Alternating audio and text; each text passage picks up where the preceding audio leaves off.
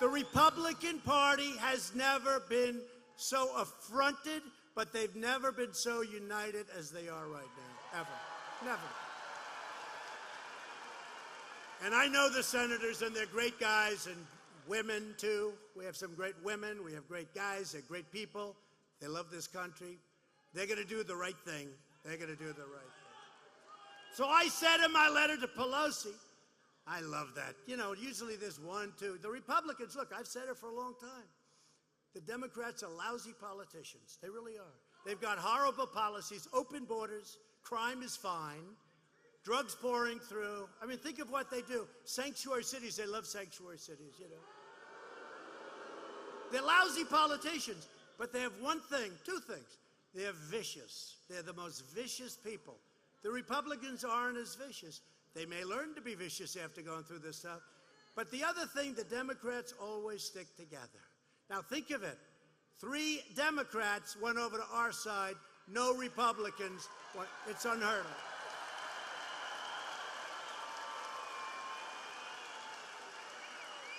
And by the way, this is for 100 years. I'm not just talking about this little point in time. The Republicans are known as it's always harder to stick together.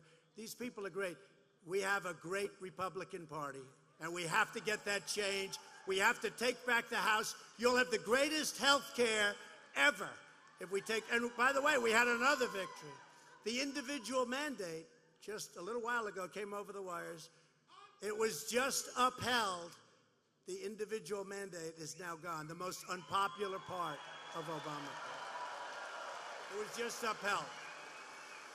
So I said in my letter to Pelosi, by proceeding with your invalid impeachment, you're violating your oath of office. You're breaking your allegiance to the Constitution. You're declaring open war on American democracy. You dare to invoke the Founding Fathers in pursuit of this election nullification scheme, yet your spiteful actions display unfettered contempt for America's founding and your egregious conduct. And listen, though, it's so true. It threatens to destroy what our founders pledged and, in fact, their very lives to build. You are the ones interfering in America's elections. You are the ones subverting America's democracy. We did nothing wrong, nothing whatsoever. This was just an excuse. You are the ones obstructing justice. You are the ones bringing pain and suffering to our republic for your own selfish, personal, political, and partisan gain. They're bringing pain. The work we could be doing on lowering drug prices, on getting rid of these horrible, horrible situations. You know, in the border, the woman is okay. Is she okay? Okay, thank you very much. Thank you. I mean, some of these people are waiting here for 3 days, right? Thank you. They'll come back. Come back. Thank you. Merry Christmas is true. But what they've done with this perversion, it's perversion. And when you watch some of these people get up and speak today, they don't even listen. Oh, you have violated the Constitution. Well, what has he done wrong? Well, we don't know that. They don't even have any crime. This is the first impeachment where there's no crime. I say, tell me what I did, please. Well, we don't know. You violated the Constitution.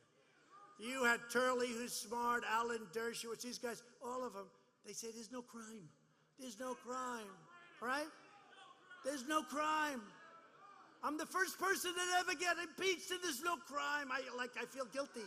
You know what they call it? Impeachment light. It's impeachment light. That's why, you know, with Richard Nixon, I just see it as a very dark era. Very dark, very, you don't even like to think. I don't know about you, but I'm having a good time. It's crazy. But I also know we have a great group of people behind us in the Republican Party. We really do. Maybe I wouldn't feel the same way, but we have a great group of people behind us. We had it in the House and we have it in the Senate. They're doing a great job. So I'm not worried. I'm not worried because it's always good. When you don't do anything wrong, you get impeached. That may be a record that will last forever. But you know what they have done? They've cheapened the impeachment process. And now anybody that becomes, you know, this is a sacred position. Anybody that becomes president I mean, they could have a phone call and they get impeached. So if the Republicans, if you had a Democrat as president, we have a Republican House, they don't like the guy for whatever reason or the woman, they impeach the person. It's cheapened it. It's exactly what our founding fathers didn't want, and they said it could happen, and it's happened.